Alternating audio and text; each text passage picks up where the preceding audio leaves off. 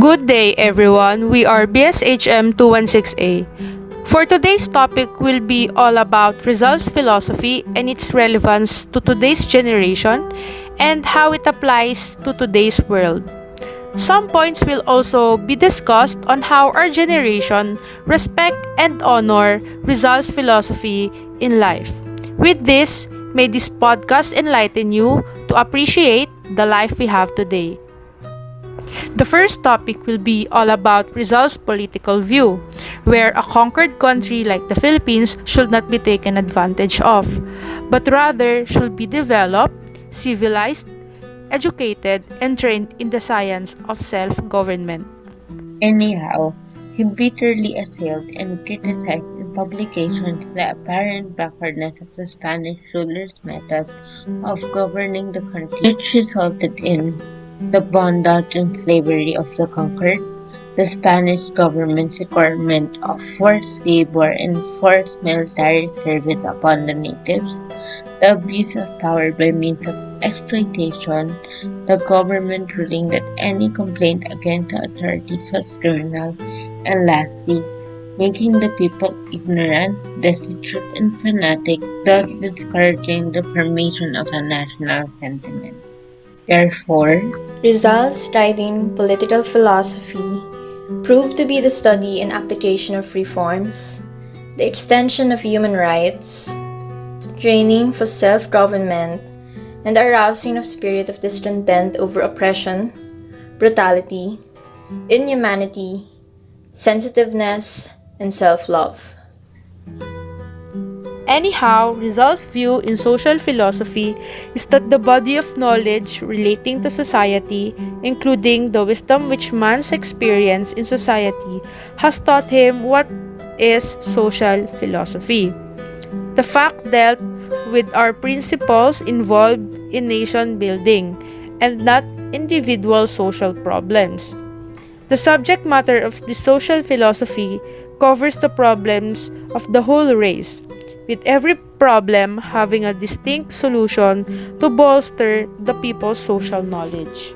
with this, Rizal's social philosophy dealt with man in society, influential factors in human life, racial problems, social constant, social justice, social ideal, poverty and wealth, reforms, youth and greatness, history and progress, and lastly, future of the Philippines. Those that are mentioned dealt with man's evolution in his environment, explaining for the most part human behavior and capacities like his will to live, his desire to possess happiness, the change of his mentality, the role of virtuous women in his guidance of great men, the need for elevating and inspiring mission, the duties and dictates of man's conscience, man's need of practicing gratitude, the necessity for consulting reliable people, his need for experience, his ability to deny, the importance of deliberation, the voluntary offer of man's abilities and possibilities, the ability to think, aspire, and strive to rise, and the proper use of heart, brain, and spirit, all of this combining to enhance the intricacies, beauty, and values of human nature. All of the above served as Rizal's guide in his continuous effort to make over his beloved Philippines. Corruption in the Philippine government first originated around the era of the first Filipinos. One example would be the rampant abuses of the Spanish friars and officials who implemented prejudiced rules in our country. Dr. Jose Rizal ardently condemned the abuses and mistreatment of power by the Spanish friars and officials. Rizal fought for the rights of the Filipinos through the propaganda movement and exposed the cruelties and abuses, oppressive behavior and mistreatment of the Spaniards towards the Filipinos in his two novels Noli Me Tangere and El Filibusterismo.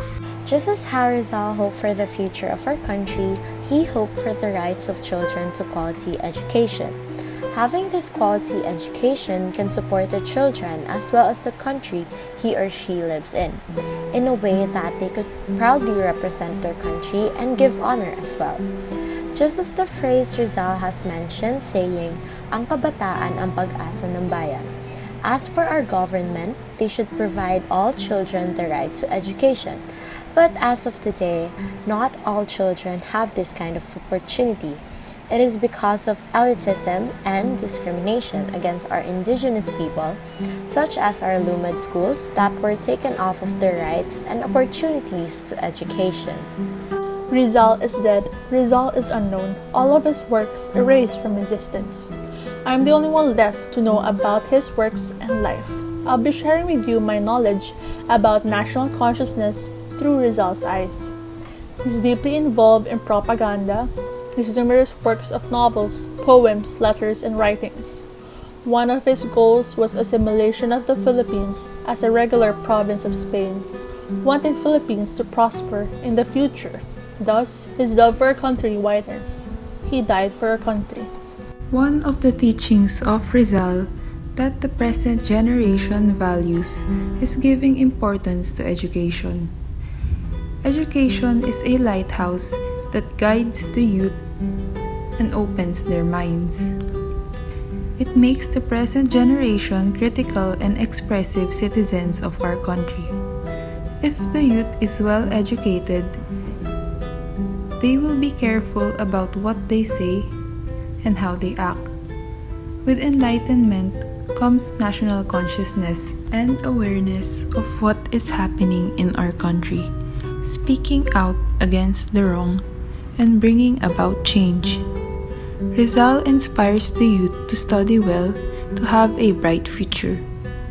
As one of his famous lines goes by, ang kabataan ang pag-asa ng bayan. The present generation are the future leaders. In the past and in the present, the Filipino youth have used their courage to follow the example of Dr. Jose Rizal. They have done not just what Dr. Rizal would have wanted of them to do, but they have done what he did do. Speaking on the youth, President Justado Macapagal stated that the Filipino youth headed by Jose Rizal and Andres Bonifacio brought the downfall of Spanish totalitarian power.